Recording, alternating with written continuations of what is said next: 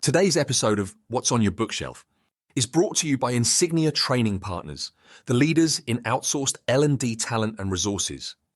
Insignia is a full-service learning and development company that provides L&D talent to design, develop, and deploy your training solutions.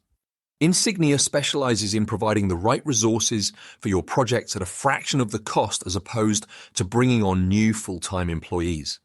This includes fractional Chief Learning Officer services for enterprise training strategy, instructional designers to develop your training content and materials, facilitators to deliver in-person or virtual training to your staff, LMS administrators to manage the process, virtual training producers to make sure your virtual training is engaging and effective, and coaches to support the learning after training is completed. If you don't have a training department, that's okay. Insignia can be your bolt-on training department. With Insignia, you get dedicated resources providing fractional services by specialists in their field. Whether it's onboarding new hires, upskilling your team, or ensuring compliance, Insignia designs impactful programs that stick. Visit insigniatraining.com to discover their full range of services and to schedule a free consultation. Insignia is your partner for training success.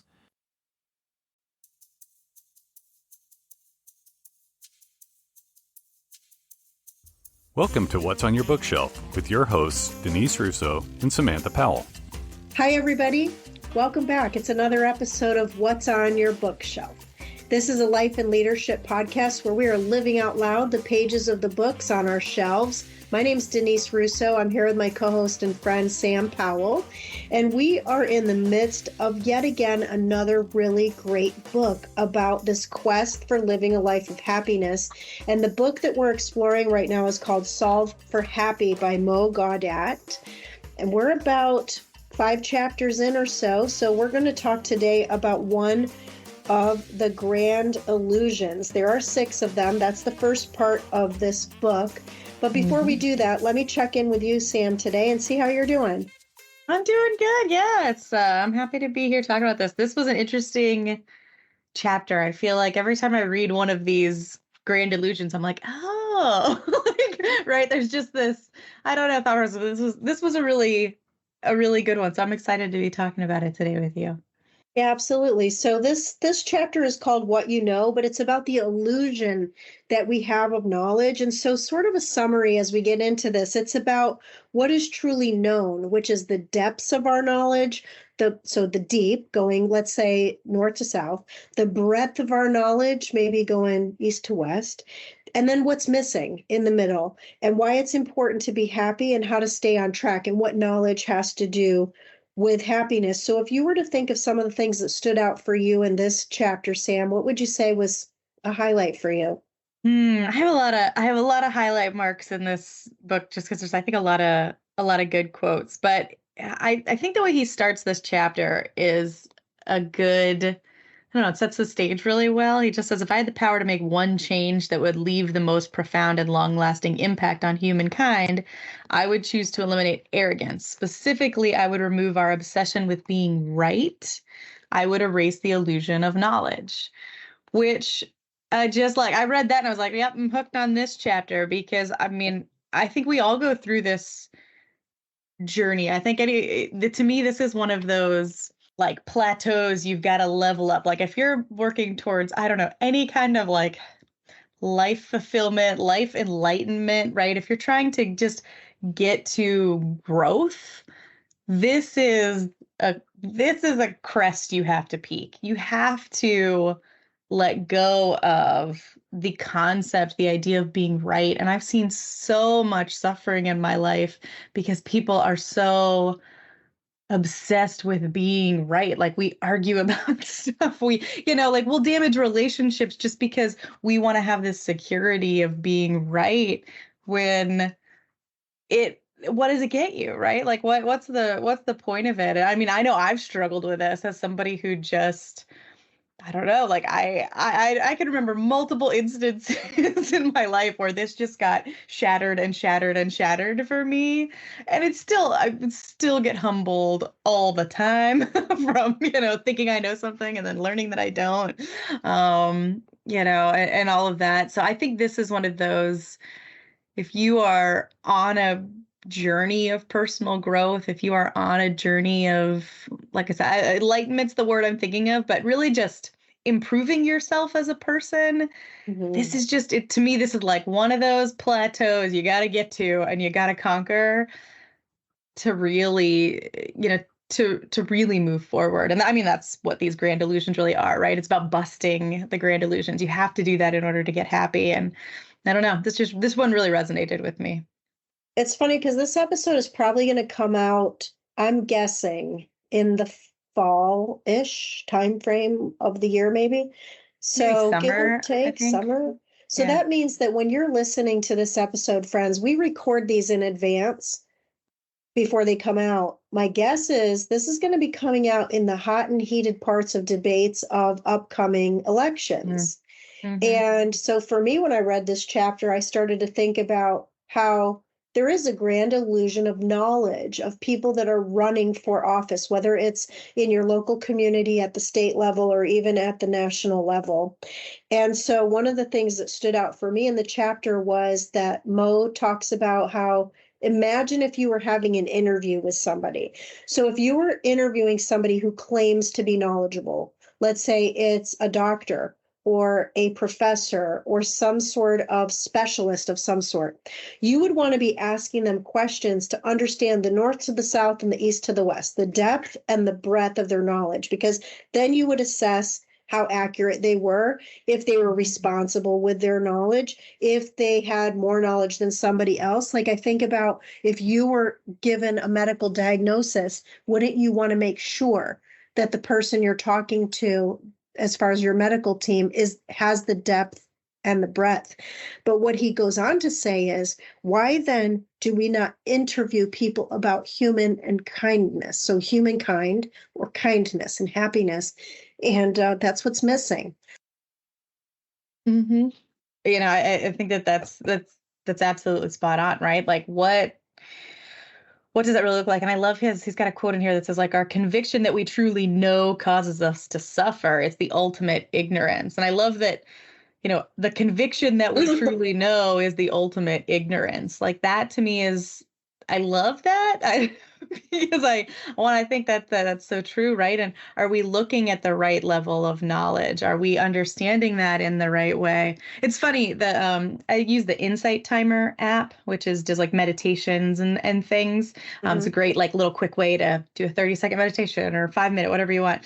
But the widget on the phone throws like a quote of the day up, and the one today is, the highest activity a human being can attain is learning for understanding, because to understand is to be free. And so when I think about that, right, like it's really going beyond, hey, I know these facts, I know this information, to truly understanding something. Like to me, that's the depth and the breadth, and looking at the right things, right? Like looking beyond hey, this is the limited scope of knowledge that we have in this box of just what we know. Yeah. But really looking beyond that to this deeper level of like understanding, getting out of knowledge and into understanding. And, I thought that was interesting. I laughed that I saw that today and I was like, oh, hey, we're recording Perfect. this episode. And that's the quote.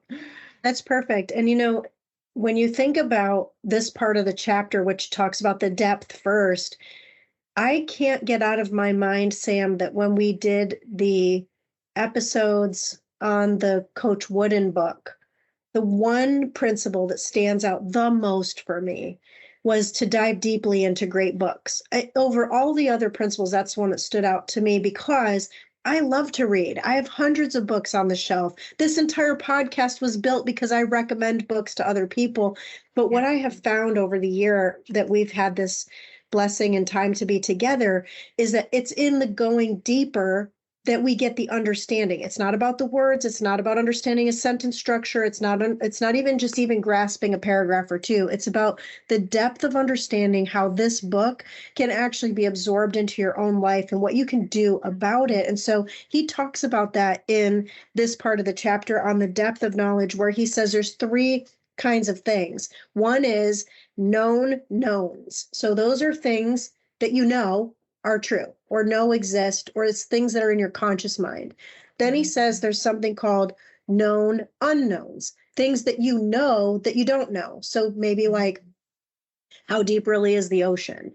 Or how far is the farthest star in the sky? I don't know. These are things we know Right. that we don't know. And then there's this tricky one, the unknown unknowns, the things that Mhm. are outside of our conscious mind because we can't even think about it, fathom it, Right. understand it. But that's to show how deep your knowledge could go if you started to discover more than you know today. Yeah, exactly. And he uses this great analogy to talk about like Newton's laws for, motion and, like thinking about gravity. Like we thought we know how gravity worked. And then as we discovered unknown unknowns, then we realized actually it's not that, right? We had this knowledge that we thought for hundreds of years, hey, this is how this works. And then the more we expand, the more we search, the more we look, we realize there's this whole world of stuff we don't even remotely understand, right? Like to me, that's why science is fascinating because we're constantly discovering unknown unknowns. And that's the coolest part. It's like, who we had no idea. Like, right? This is right here. And he also uses the analogy of like the ocean. The ocean is so big, it's so deep, it's so dark. There's places that like, we just don't know. We don't know what we don't know. And so there's this like arrogance to knowledge and thinking that right? And so you kind of have to sit if you really truly want to get into happiness, right? Like, remember, that's what we're working towards here, is that you have to get to this level of acceptance that there is a lot more that you don't know than you do know, and you're allowed to learn and to change. And I was watching this TikTok the other day, and the guy said that what he thinks is the most powerful words in the English language is "I changed my mind." Somebody who's willing to look at new information, to look at a deeper depth, a wider breadth, and say, yeah, you know what? Nope, I didn't know that. So now I change my mind. Now I change my opinion. Now I change my thought process. And that's where happiness lies, is being able to sit in that space. Yeah, yeah. You have to almost have an awakening to understand the breath and what happens throughout this book. And we encourage you to read this book. Scott will put a link for you to be able to buy this book. This guy had to have an awakening to happiness despite some circumstances and things that were outside of his realm of understanding and knowledge and that illusion of knowledge. And so when he was talking about breath, I like facts and data and little trivia things. And so he was talking about how 96% dark matter and dark energy is what this universe is made up of. So in other words, we only know 4% of the universe. And that's almost incomprehensible to think that outside of the 4% is beyond what we don't know. And then he said, even just on Earth alone, 90% of the ocean's volume remains unexplored. And I think I was watching something on maybe History Channel or some kind of documentary even about how they're continually finding what they believe are new species of animals. Well, they're probably not new. It's just new to us. Right. Just they were unexplored before. And then he said that even inside our own bodies, so we went from the universe to the ocean to now just our own human body ourself, is that we only understand the purpose of about 3% of our DNA. And he says the rest, we call it basically junk. But I think what was interesting about that concept, which means that if you're exploring happiness and you don't think you have it, you maybe already do, but it's just unexplored or it's covered up or it's outside of your conscious mind. And he even goes on to say that this breadth challenge isn't limited just to science. Those are some scientific facts. And you were talking about you like science and I like science. But he said, what about the emotional side? So, for example, before I talked to you today, you knew that I was out of town. But you didn't know what I did. You didn't know who I was with. You didn't know the experience I had. You didn't taste the food that I tasted. You didn't see the culture I was a part of, nor did I know that while I was out of town, that you were experiencing things in your own personal body that were changing. And he talks about how what is going on in the life of somebody else, we sometimes neglect that. And it started to get me thinking about times, Sam, that I've had where I've had a challenging conversation with a manager or maybe even just a coworker. And if we don't think about the fact that it isn't about us, it's about that person, and we don't know what somebody else may be going through that presents them a certain way that day. Yeah, it reminds me of that visual that goes around on the internet where it's like this little tiny dot in this giant sea, and it's like what you know about somebody's life versus somebody's whole life. And yeah, and I think that Mhm. if you can, if you can accept the fact that you don't know, right? You really don't know. And there's so much that you don't know. And if you're willing to let go of that, and even the things that you might hold as absolute fact, you could learn something tomorrow. We could collectively learn something tomorrow that throws that out the water, right? Like, Yeah. and if you can sit in that space and allow for that, then you can meet someone with so much more compassion of like, oh my gosh, like I can't believe this person's doing this and behaving this way and saying these things and doing whatever. And it's like, well, what's Mhm. going on? Like, you don't know what's going on in their life. You don't know, what's happening. They could be dealing with tragedy and stress and things, and odds are they are. Yeah. Right? Like, and especially like if you look at the argument in this book, like, he says our default state is happy, but so many things happen around us that cause that to get out of balance. Mhm. And so, like, if I don't know, like, I think if I could come to the table with compassion for people that just, I'm going to accept I don't know what's really going on in somebody's life. And even if somebody were to sit down, like, right, you sat down and you explained to me all these things are going on in your life, I still don't know. I don't walk that walk with you. I don't talk that talk with you. I just don't. So I can get closer to understanding because you let me in and you told me, but like I can't get all the way there. And knowing that I can sit in, I think, greater compassion Mhm. for, the people around me because it's like, yeah, I'm just going to give them the benefit of the doubt. It reminds me of, gosh, when I was a manager years ago. So it was like probably the first time I was a manager of managers. And one of the managers on my team, she it might have been before she became, it was like when she was an individual contributor, becoming a manager or whatever, but she carried this training through our team. We managed like customer success managers, essentially, right? Like, people who are assigned to customers, supporting customers. And she was like, Sam, I want to give people a training on assuming positive intent. Right. Like, so it was for customers. It was like, dealing with people is hard. Dealing with customers is hard. Right. Because they're bringing all their stuff to your table and you're like, fix it, deal with it, make it go away. Right. There's 1,000 things that you're dealing with. And that gets really challenging. But she put together this training and I loved it. And we used it for years when we train the whole team on it. And then it was part of our onboarding after that. But it was this whole exercise in just assuming that someone has positive intent until all the facts prove to you they don't, right? And it was amazing the shift I saw in the team as we, one, had that language with each other, and two, were able to kind of talk about that. It's like, oh, I'm so frustrated this customer's doing this, or this person on the team's doing this, or whatever. And it's like, well, let's assume they actually are trying to do the right thing. Like, what could that look like, right? And reframing that up and changing that, oh, the person knows the person's being a jerk, but it's like, are they, right? Like if we Mhm. challenge that assumption and we say, actually, they're just trying to do the right thing, it just might not come across that way to you, right? Like it really changed the game. It made people a lot happier in their role too, I think, Mhm. because they were able to, I don't know, sit in a little more, I don't know, positive of a space rather than just assuming every person who called them or sent them an email was like out to get them and make their day terrible. It's like, no, they just need help. That's it, right? Like they're just a person with a lot of stress on their plate, needing something. And it was one of my favorite trainings. And eventually, like as we changed orgs, like somebody got rid of it at some point. But I thought it was a game changer. I really like what you're sharing about it because you're talking about language and this word help. I would tell my teams in support across all the different companies I've ever worked for that remember that that is what your role is. People are not just calling you to say, hey, the weather's great today. They're calling you because they have a challenge and they're believing that you have the knowledge, the depth and the breadth of the knowledge to solve their Mhm. problem. This book is called Solve for Happy. So it's intending that there's a problem with people needing to find happiness. But one of the things that the author even shares is that sometimes we create our own barriers or obstacles to happiness simply by the words that we use to describe Mhm. something. And he even Yeah. says things like, for example, if you said to me, I'm having a hard day, how do I know what hard means to you?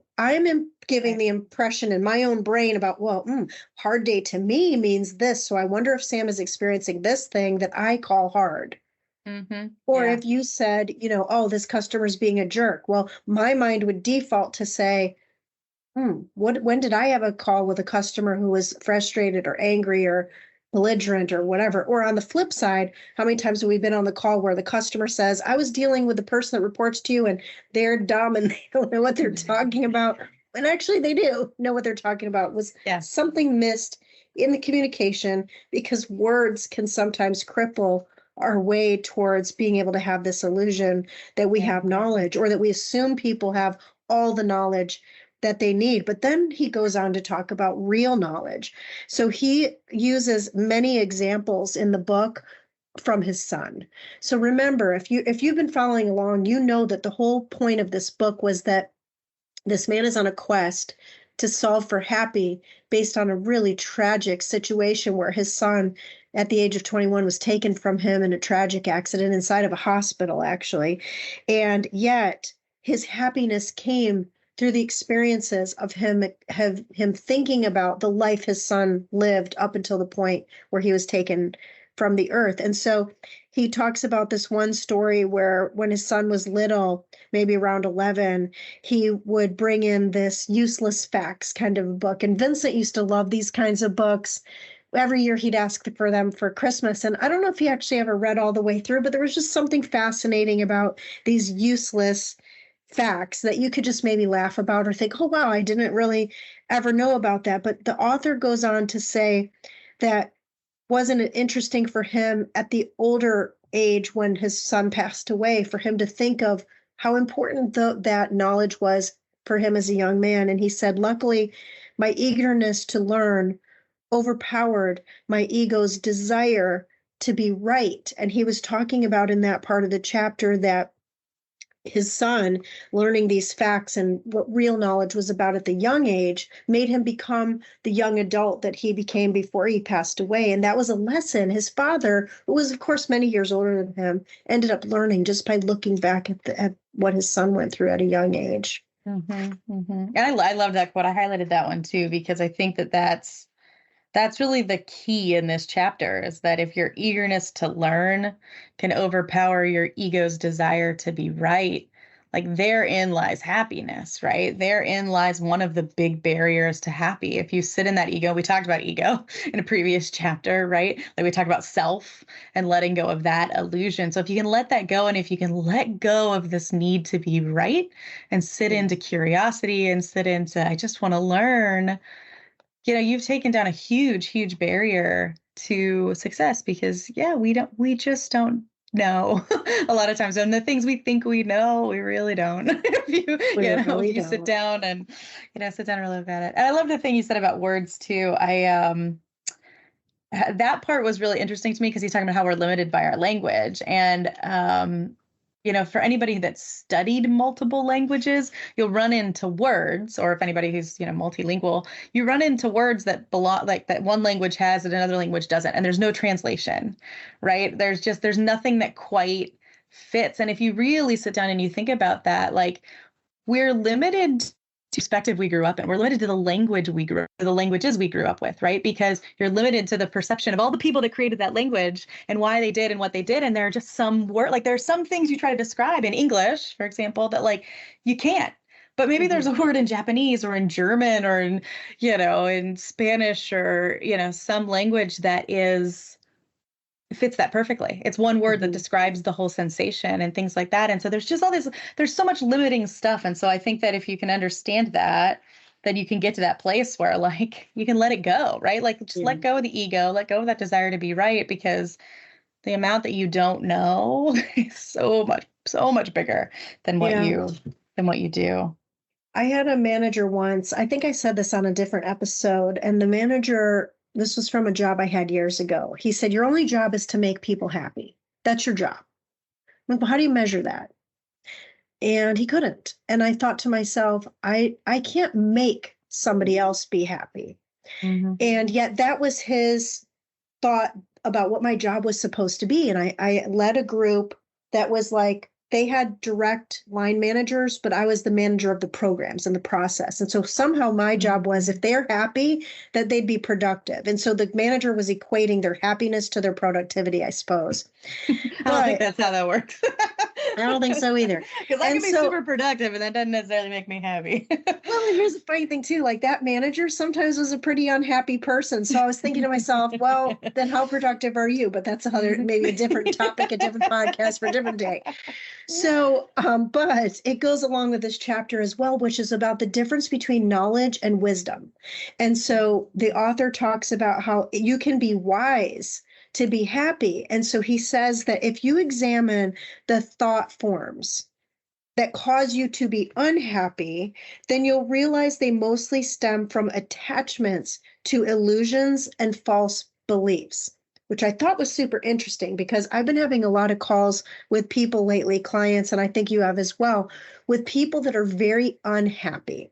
The people are unhappy with circumstances, or they're unhappy with their surroundings, or they're unhappy with their situations, or they're unhappy with their jobs, or their spouse, or their managers, or their friends, or their kids, or whatever. They're unhappy. The question, though, that he talks about here, though, is that an illusion? Are you unhappy with your job? And if you really are, then why are you staying there? I remember talking to a client just recently, Sam, where the person was so unhappy, and the person was telling me that they had to go through this exercise every day to prep themselves mentally to have a conversation with their manager without bursting into tears. Terrible. So I asked the person, what is keeping you in that environment? And is the environment truly an unhappy environment?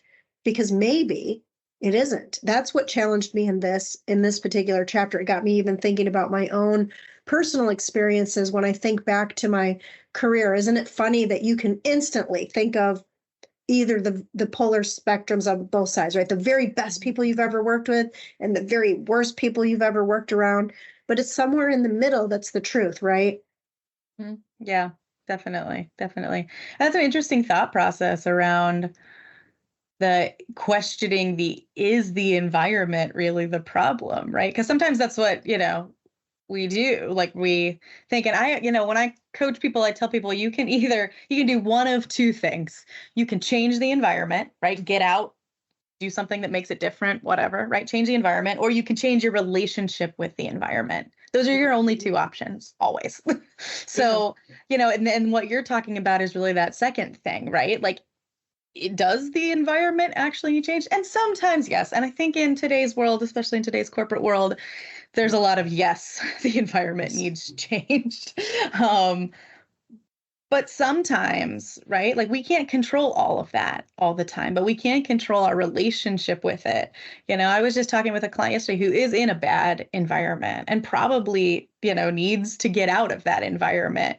And so the question that I asked that person was, what can you do while you're still here to change and take control of your relationship with this environment, right? What are you going to do to protect yourself while you're working, like while we're working on that resume, while we're getting everything ready for you to make pivots, make moves? Because you can't change this in an instant, right? Like I know somebody who did quit on the spot and walk out the door, but I know one person who did that, right? Yeah. Like that's the dream we all dream up sometimes in these situations, but most people can't afford to do something like that, right? There's not enough privilege there to be able to do that. And so it's, what are you going to do while you're in the environment? But questioning that, is it really the environment, or is it you, is an important question, really important question.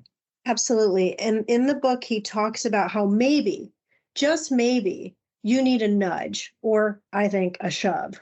And so a nudge, what he's talking about is that if you know you need some sort of a change, but you don't put yourself in a situation where you have the time to think, to process, this is why coaching is so important. This is why everyone listening to this podcast, if you don't already have a coach, I strongly invite you, encourage you, implore you to find a coach that is qualified, that can help you. We'll help you. If we can't help you, we know hundreds of coaches around the world. We'll find somebody to help you, because maybe you just need a nudge. And so he tells the story how there was a situation one time where there was a woman who was 25 years old at the time, and she was on a train and she was delayed for hours. And you can imagine the scenario. You're probably frustrated. It's maybe hot. She was trying to get somewhere, and now the place she was going, it was going to be delayed. It was frustrating. It wasn't part of her plan. She probably had a plan. She got on that train thinking she was going somewhere, only to know that things were being disrupted. But it was during that delay that she ended up coming up with a story. And while she was on the plane, this train, the story came to life. She wrote it down. She waited for years to write more than even 3 chapters of this story, but it started to then be put into the back burner. She had life take over. Her job was back to normal. She wasn't on a delayed train anymore. She was getting caught up in the things that were maybe causing unhappiness. She ended up doing some other things and moving around, but she then got nudged, and it turns out the lady was the woman that wrote Harry Potter. Yeah. And that would have never happened. And I can't say that it was only the train ride, right? Like, there's probably multiple things that led up to the train ride. Yeah. But it was that train ride of being delayed that caused her to have the space outside of the whirlwind of busyness for her to write it. The same thing, I can't say the same thing exactly happened to me, because I have not nearly sold, clearly, not even one iota of what she sold in her books with my own book.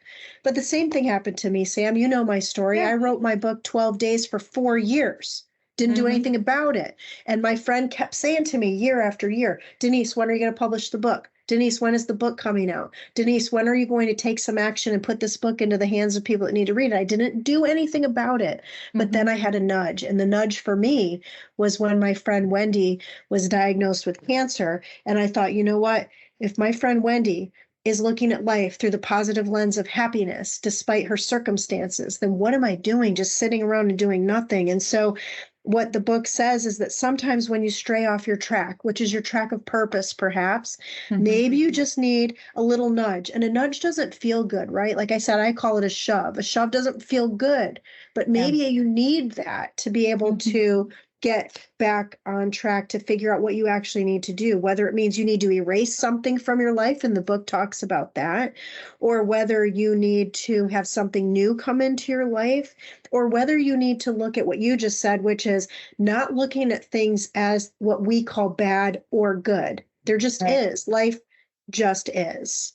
Yeah, exactly. And, he says, pay attention to those nudges, right? Those things that feel like setbacks, that to be bad things, because maybe they're pushing you in a direction that you need to go, right? Like that's I mean, my grandmother talks about that all the time. She and I were just talking on the phone earlier this week, and she was talking about that. She was like, oh, I really feel like, you're being nudged in this direction. You're being pushed for something great. And she talked about how she, girlfriends of hers have done the same thing. She's talking about a cousin of mine. She's talking about whatever. And she was like, I think it's paying attention to those, those little pushes that we get and really understanding that. And, so this chapter was super interesting. We've been talking here for a while about it. I think we went a little over on our normal time we try to do, because there was so much goodness in this. But I think, right, to me, the thing that I walk away from this chapter with is the idea that we know and that we are right is an illusion that stands in the way of our happiness. So if you can let go of being right, if you can let go of, I know something absolutely,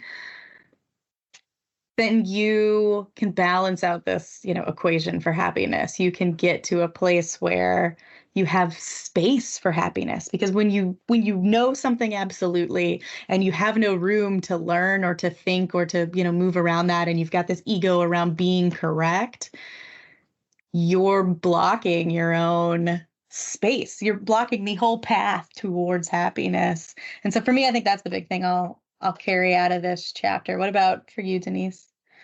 I think the thing that I take away mostly from this chapter is the fact that it's called the illusion of knowledge. And so we put these definitions around what we think will make us happy based on something we know. But how much could we learn about our lives by kind of releasing that? And maybe there's something that brings about this sense of happiness that isn't just an elusive thing you chase after. It's inside of you. but you have to get rid of and erase all that junk that's around it so that you can get to the core of it. And so I think for me, what I took away was the fact that when I'm sensing consciously a moment where I feel what I would define as unhappy, that maybe it's not really real, and to go back to the source of what that experience is like, and to remember that happiness is within and that you can find that. And I know you mentioned about being out of time, so I'll sum it up by just saying that next week is probably my favorite chapter because it is about the grand illusion of time and about how time works. So I hope you've enjoyed your time with us today. I have always enjoyed every conversation I've had with you, Sam. I always learn so much. And I'm so glad we went into the depths of not only knowledge, but wisdom today. So I'm looking forward to next week. Friends, if you're listening to the show, it would really help us if you would not only subscribe, but if you are listening on a platform where you'd be willing to give us some feedback, that'd be wonderful. And if you'd be willing to share it with friends that could benefit from this. We're only not even halfway through this book yet, almost halfway through this book, and we're maybe halfway through the year. This entire year is dedicated to happiness. So I hope for you only happiness, and we'd like to thank you once again for being here with us today on another episode of What's on Your Bookshelf.